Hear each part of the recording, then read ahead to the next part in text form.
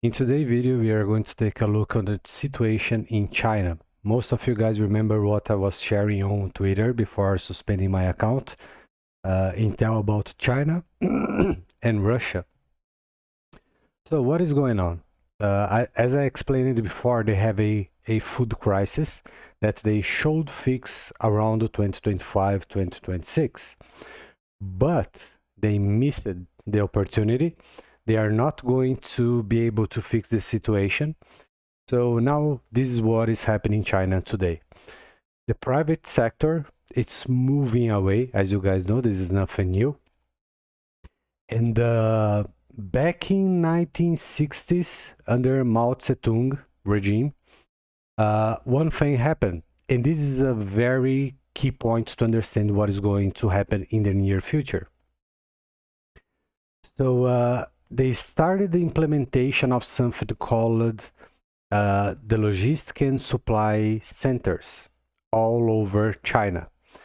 And right after, they started to introduce public canteens. So what happened? After a while, the meals started to become free of charge. So that led to, if I'm not, if I don't have to work to produce, or if it is for free, so I don't have to work. And that's the communism problem. Just because it's free, it means people will rely on others' efforts. And this is a big problem. This always ends up in destabilization of the economy, crash, lack of opportunities, the private sector will move away, so on and on and on. So with the supply stores, it's kind of a big store, supplies and logistics, and the public canteens, those private restaurants and private logistics center supplies, they won't be able to compete with the Chinese regime. So they are not going to have access to top products or goods. And when they be able to, it is going to be very expensive. So they are going to break and move to a different place. And so this this is part of a takeover from the communist regime, which is bad. The other thing is, as you guys know, they are under a heavy lockdown, and there is being all sorts of problems and public disturbs. And we are yet to see the consequences of all those measures, which by down the line is going to be awful. So with the current scenario and inflation, lack of jobs, the private sector moving away, when we put all these things together, and also people in China, it's not having babies. And with a worse scenario, this is not going to change their decision to not have babies. And this is awful for the economy, right? So here's what is going to happen in the next, let's say, 10, 15 years. It's a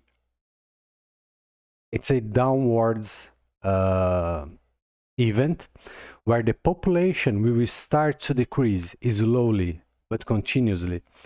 And there is an estimation, it's not mine, I just sharing, that around these 10, 15 years, the Chinese population will be reduced to around 850, 900 million people. And as we do know, around 2025, it's when globally things will become worse and worse and worse. So in this period of time, we maybe are talking about maybe with global efforts that we know are going to take place, this 10, 15 can be reduced to maybe 5, 7.5. Maybe, we don't know yet. But reading all those things, we came to such a conclusion because it's like 1 + 1 leads to 2.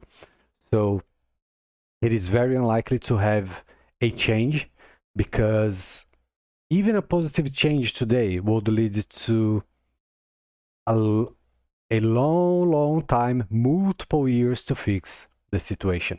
Okay, so also the number of veterans, older people, it's big, and in the base of the pyramid of people, we have a small number of young people looking for work, to buying new cars, homes, and other things.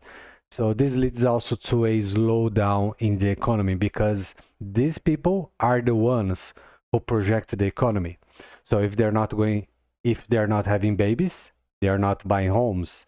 If they're not buying homes, most of them will live with their parents. So it's a big problem that doesn't have any solution into the near future. Okay, so from now on, I will try to record short videos for quick explanations about some key things that need constant updates. So this way we get updated. Okay, so I will see you guys soon. See ya.